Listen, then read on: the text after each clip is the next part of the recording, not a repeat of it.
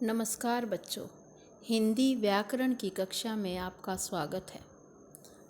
आप ये ऊपर पढ़ें, क्या लिखा है? हिंदी मुहावरे। और इस चित्र को ध्यान से देखें और इस चित्र के नीचे लिखा है भैंस के आगे बीन बजाना।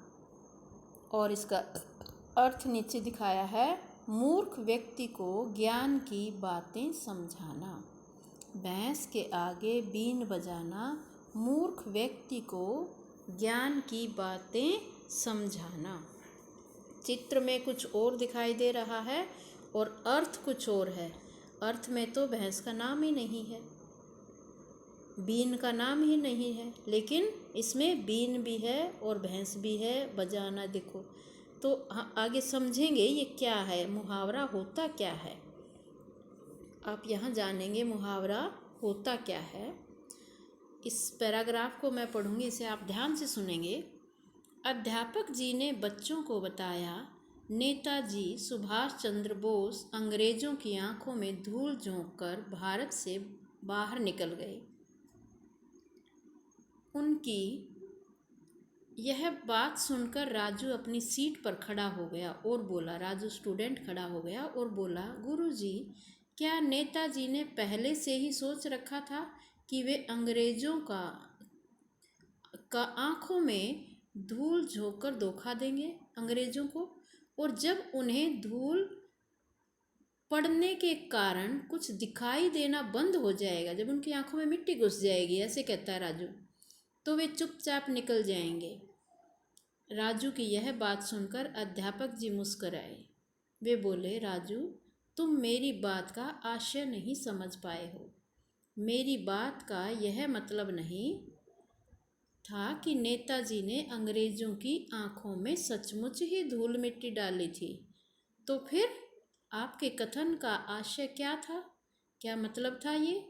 राजू ने पूछा। गुरुजी बोले, बेटा, मैंने आंखों में धूल झोंकना वाक्यांश का इसके लाक्षणिक अर्थ के रूप में प्रयोग किया था, किसी विशेष अर्थ में प्रयोग किया था। आंखों में धूल झोंकना एक मुहावरा है, लाक्षणिक अर्थ धोखा देना है। ये तो एक मुहावरा है, लेकिन इसका विशेष अर्थ जो है आंखों में धूल झोंकना, धोखा देना है। बच्चों कुछ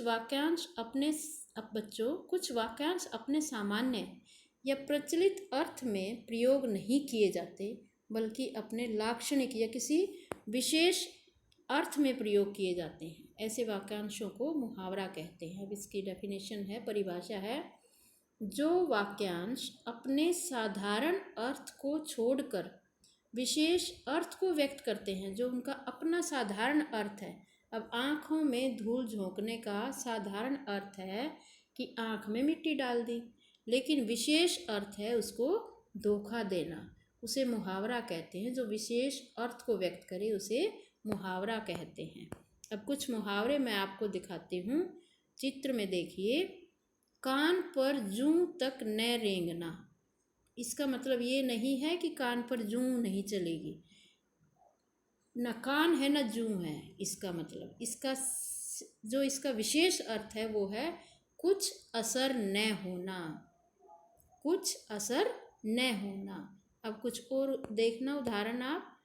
राई का पहाड़ बनाना, बढ़ा चढ़ा कर बात करना। अब सच में राई इकट्ठी करके ढेर बना के पहाड़ नहीं बनाना, बढ़ा चढ़ा कर बात करना, अतिशोक्ति कर देना किसी बात की। अब बहती गंगा में हाथ धोना, कि भाई ये तो काम चल ही रहा है, चलो मैं भी अपना काम निकाल लेता हूँ इसी के साथ। अब ये देखो, इसमें लाठी है, भैंस है, जिसकी लाठी उसकी भैंस, जिसमें ताकत है उसी की चलेगी हुकूमत। और देखिए, चादर तान के सोना मीन्स निश्चिंत हो जाना, चादर तान के सोना मीन्स निश्चिंत हो जाना। और देखना, हाथ मलते रह जाना मीन्स पछताते रह जाना, हाथ से सब कुछ निकल जाए और हाथ मलते रह गए, ये हाथ मलते रह जाना, पछताते रह जाना। अपने मुँह मियाँ मिट्ठू बनना, अपनी ही तारीफ खुद करना, अपनी ही तारीफ खुद करना, अपने मुँह मियाँ मिट्ठू बनना। अब कुछ मुहावरे ये हैं जो आपके सिलेबस में हैं, PA1 के पीरियोडिक 1 के सिलेबस में हैं, आप इन्हें देखेंगे, ध्यान से सुनेंगे। पहला देखिए, अंग अंग ढीला होना, बहुत थक जाना। सुबह से काम करते करते मेरा तो अंग अंग ढीला हो गया है। दूसरा है, अंधे की लाठी एकमात्र सहारा। मेरे पड़ोसी का इकलौता बेटा स्वर्ग सिधार गया, अब तो उनकी बेटी ही उनके अंधे की लाठी है। अपना उल्लू सीधा करना, काम निकालना।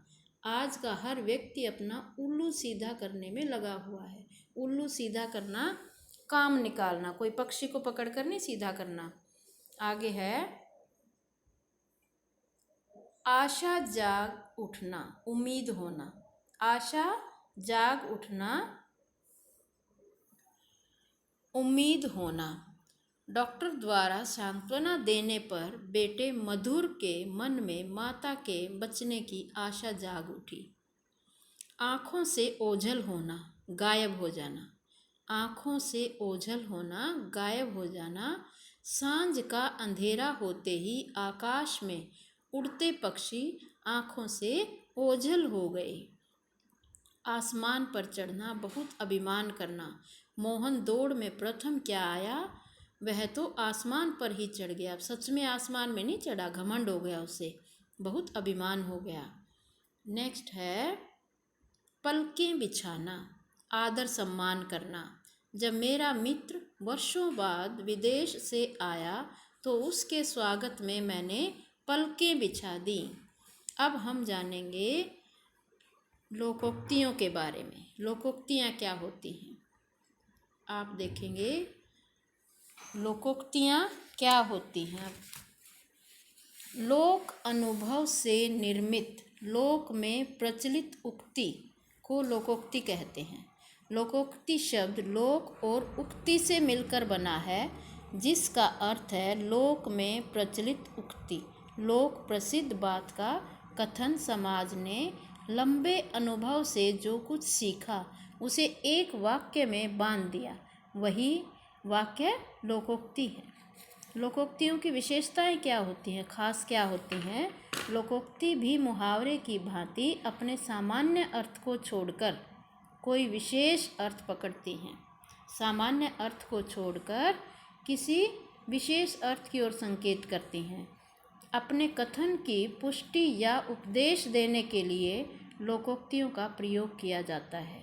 मुहावरा पूर्ण वाक्य न होकर वाक्यांश होता है तथा इसका प्रयोग वाक्य के बीच में होता है, जबकि लोकोक्ति स्वतंत्र रूप से एक उपवाक्य के रूप में अंत में प्रयुक्त की जा सकती है। लोकोक्ति का प्रयोग भी भाषा में सजीवता और विलक्षणता लाने के लिए किया जाता है। उसमें एक प्रभावशाली बनाने के लिए, विशेष अर्थ लाने के लिए प्रयोग किया जाता है। लोकोक्ति को कहावत भी कहते हैं। लोकोक्ति को दूसरा नाम क्या दिया जाता है, कहावत। अब कुछ लोकोक्तियाँ और देखिए आप, और ये आपके सिलेबस में भी हैं जो मैं अब आपको दिखा रही हूँ। अंत भला तो सब भला, परिणाम अच्छा हो तो कमियां भी छिप जाती हैं। वंदना पहले तो बिल्कुल नहीं पढ़ती थी, लेकिन अंतिम दिनों में मेहनत करके उसने मेडिकल की परीक्षा पास कर ली। चलो अंत भला तो सब भला, कि चलो अंत में ही इसने अच्छा काम कर लिया, मेहनत कर ली। अंधों में काना राजा, गुणहीन लोगों से थोड़े गुणों वाला व्यक्ति बहुत गुणवान माना जाता है। जिसमें बिल्कुल ही गुण नहीं है और उनके बीच में एक में थोड़े से गुण हैं, तो उसी को गुणवान मान लेते हैं। पूरे कस्बे में केवल श्याम प्रसाद ही थोड़ा पढ़ा लिखा है, इससे उसका अभिमान बढ़ गया है। किसी ने ठीक ही कहा है, अंधों में काना राजा। उसका अभिमान, उसका घमंड बढ़ गया है। तो किसी ने ठीक कहा, अंधों में काना राजा। अब पछताए होत क्या, जब चिड़िया चुग गई खेत। अवसर निकल जाने पर पछताने से कोई फायदा नहीं। वाक्य देखिए, समय पर पढ़ाई नहीं की, अब फेल होने पर रोते क्यों हो। अब पछताए होत क्या, जब चिड़िया चुग गई खेत।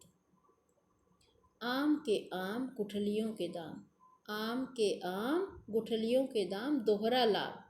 मैंने जितने रुपयों में स्कूटर खरीदा था 2 साल चलाकर उसे उतने में ही बेच दिया। इसी को तो कहते हैं आम के आम गुठलियों के दाम। उल्टा चोर कोतवाल को डांटे, निर्दोष पर दोषी व्यक्ति द्वारा आरोप लगाया जाना। गलती तुमने की और अब उसका सारा इल्ज़ाम मुझ पर डाल रहे हो। यह तो वही बात हुई, उल्टा चोर कोतवाल को डांटे। ये आपके सिलेबस में लोकोक्तियाँ हैं और जो पीछे मैंने दिखाए वो मुहावरे सिलेबस में हैं। आप ये सब अपनी कॉपी में लिखेंगे और इन्हें याद करेंगे। ये आपके PA1 के सिलेबस में है, पीरियोडिक 1 में। ना आज के लिए इतना ही। धन्यवाद। Thank you very much.